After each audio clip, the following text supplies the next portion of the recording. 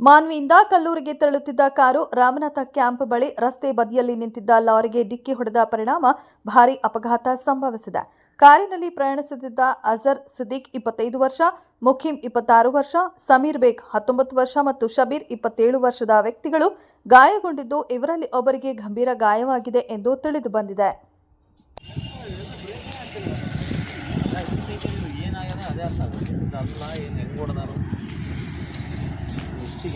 ಏನು ಫೇಲ್ ಆಗ್ಯದ, ಎದೆ ಮೇಲೆ ಫೇಲ್ ಆಗ್ಯದ.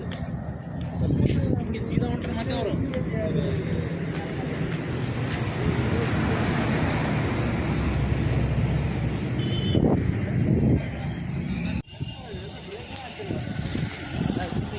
ಏನಾಗ್ಯದ ಅದೇ ಅರ್ಥ ಅದಲ್ಲ. ಏನು ಹೆಂಗೆ ಹೊಡೆದಾರು, ಇಷ್ಟಿಗೆ ಹೆಂಗೆ ತಿರುಗಾದ, ಏನು ಫೇಲ್ ಆಗ್ಯದ, ಎದೆ ಮೇಲೆ ಫೇಲ್ ಆಗ್ಯದ.